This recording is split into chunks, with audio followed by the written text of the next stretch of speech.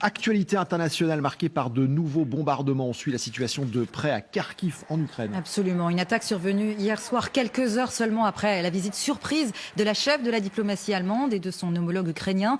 Plusieurs explosions ont retenti dans la ville, relativement épargnée ces dernières semaines par les frappes russes. Il y a cette ville de Soledar près de Bakhmout, objet de toutes les tensions. Benjamin, la milice Wagner affirme maintenant que ça y est, ils tiennent enfin la victoire dans cette ville qu'ils tentent de conquérir depuis des mois. C'est vrai ?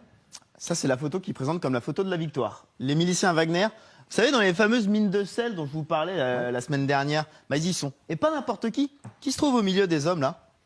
C'est Evgeny Prigojine, le patron de la milice Wagner, en personne, qui est allé sur place et qui s'affiche avec ses hommes, donc dans ces mines de sel. Et il clame sa victoire dans un message relayé par son service de presse. Les divisions de Wagner ont pris le contrôle de l'ensemble du territoire de Soledar.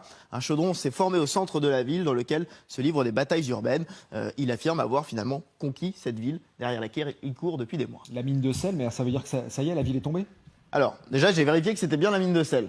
A priori, oui, quand vous regardez les parois, c'est conforme à ce que je vous montrais la semaine dernière.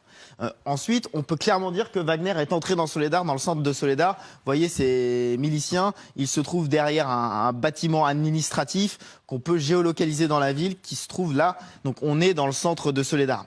Ensuite, je vous ai mis les positions russes hier en fin de journée, ce qu'on avait. Donc vous voyez, il y avait une sorte d'étau qui se mettait en place autour comme ça, mais il y avait une partie ouest qui restait contrôlée par les Ukrainiens encore hier. Je vous montre la carte présentée par les Russes. Ouais. Les Russes, c'est tout rouge. Pour eux, ils ont tout conquis. Alors, laquelle croire ? Est-ce qu'il faut s'en tenir à cette carte prudente ? Je vous cite juste un journaliste ukrainien qui se trouve sur la zone depuis plusieurs jours. Il s'appelle Yuri Koutousov.